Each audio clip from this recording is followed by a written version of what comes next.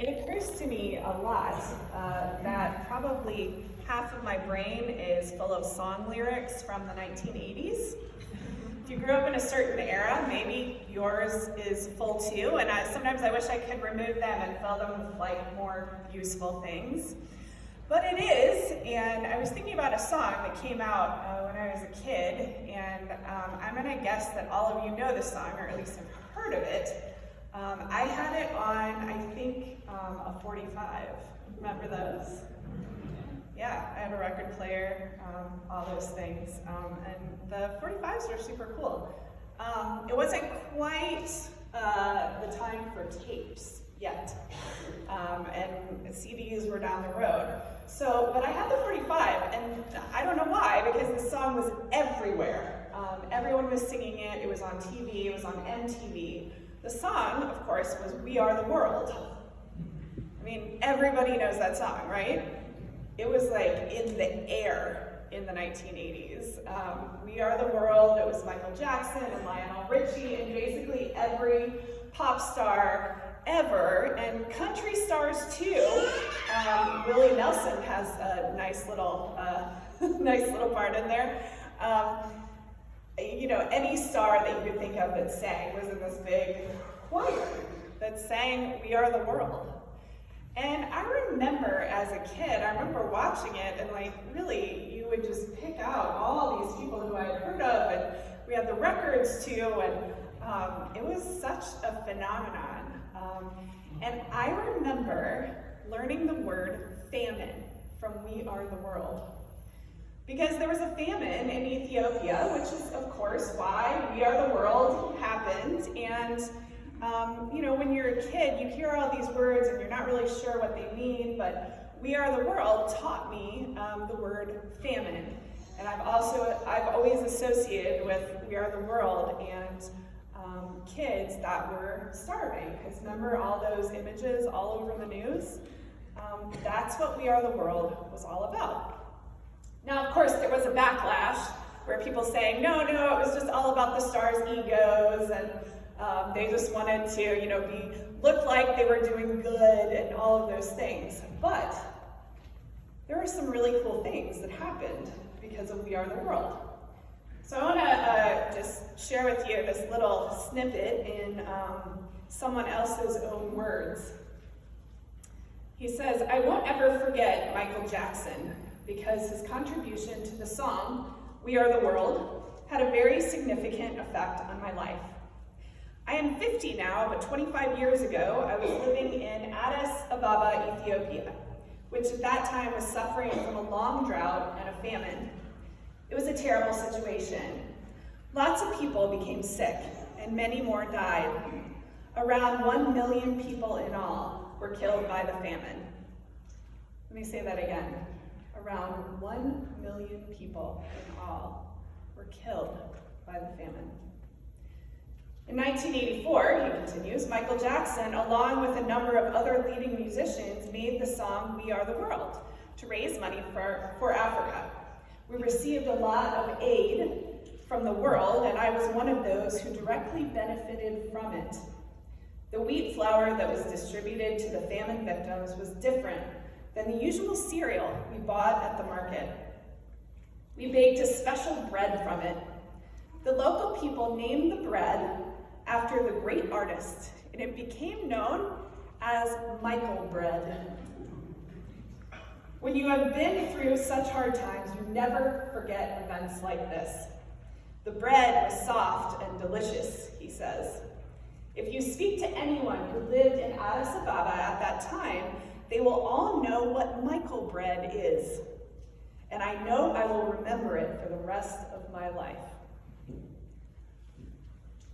I didn't know that people would remember it so physically, but I have never been through a famine.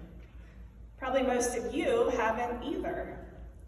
The closest I've come were that's why my ancestors, or some of them, came to this country in the 1800s because of the potato famine in Ireland and Germany, which is why most of my relatives came over. If you've been through a famine, I think it's probably hard to describe, just how awful it is. And you remember things from what I've read, such as Michael bread, right? The song We Are the World got a whole lot of backlash, but did you guys know it's raised over $144 million? It's still raising money right now because people like us in our 40s spend $1 on iTunes and buy it so that we can show our kids, listen to this song. It was really important, and our kids are like, yeah, great. But it's still making money, and it's still affecting hungry people in a good way. That's pretty amazing, right? When I heard that song, I was able to imagine how bad it must have been in Ethiopia. And when you hear someone talking about being in Addis Ababa and how important even a slice of bread was for filling up their bellies, it paints this really kind of terrible picture, but also one where there can be this amazing story of redemption. That's what the story of Ruth is about. We often forget that the first line in the book of Ruth includes the words, "There was a famine in the land." I mean, we skip over that, right? Catherine did a lovely job of reading it, but also, we skip right to the part where Ruth and Naomi are talking, because that's the good stuff. When do you ever hear two women talking to each other in the Bible? Hardly ever, 2 or 3 places. But this first line is what's important about this story. There was a famine in the land. And because there was a famine in the land, it led them to leave where they were. Their husbands died, maybe because of it. They didn't have any children, maybe because of it. There was this famine in the land, and so they had to leave. And this story of Ruth is often, you hear it at weddings, and a few weeks ago, I actually got to hear this story finally at the wedding of 2 women, and I thought, finally, a place where it fits. But this story, if you think about it in the context of a famine in the land, it's not a sweet story. It's a story of desperation. It's a story of 2 women doing whatever it's going to take to feed themselves and to survive. And so when you think about it in terms of survival, in terms of a famine that was like We Are the World, in which thousands and thousands of people died, everyone probably knew someone who died from this famine. You hear the words of Ruth a little differently. And I want to read them one more time and hear them in that context. Ruth said, "Do not press me to leave you or to turn back from following you. Where you go, I will go. Where you lodge, I will lodge. Your people shall be my people, and your God, my God. Where you die, I will die. There I will be buried. May the Lord do thus and so to me, and more as well, if even death parts me from you."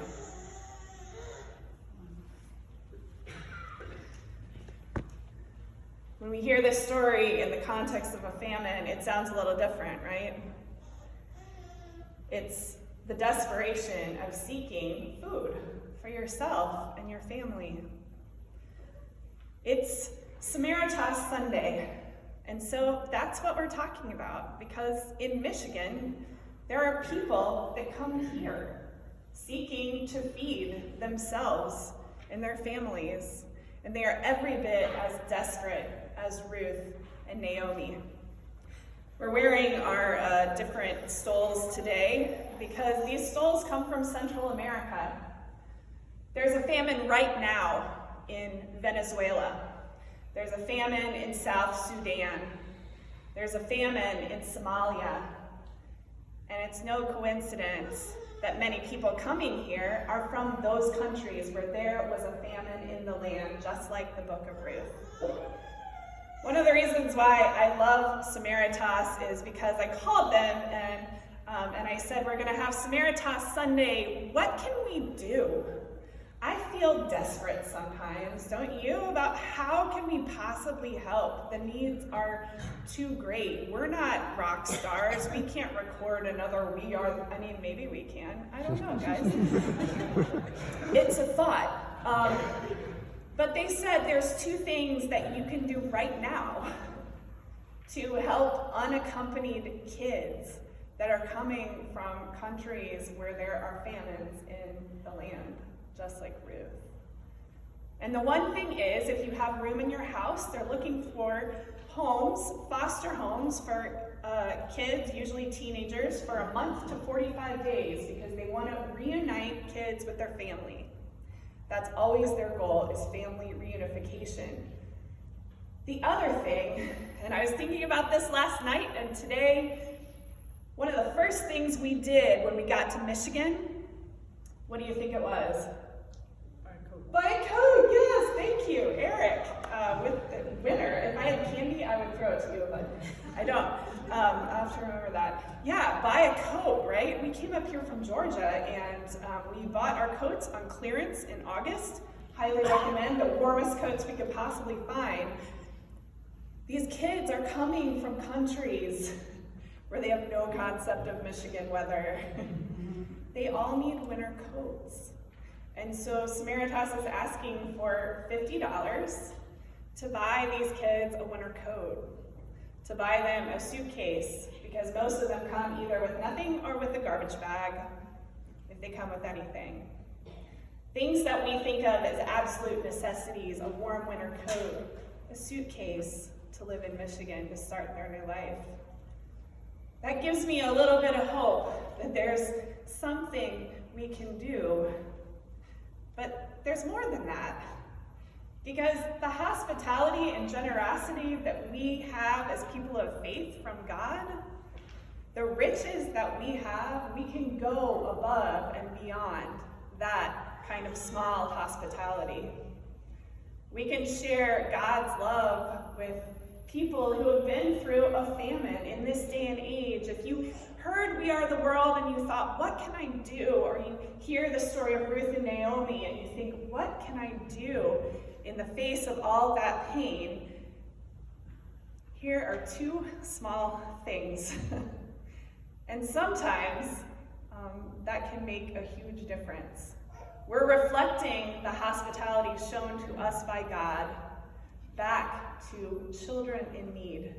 And that is a beautiful thing, to bring the reign of God here on earth. Amen. Amen.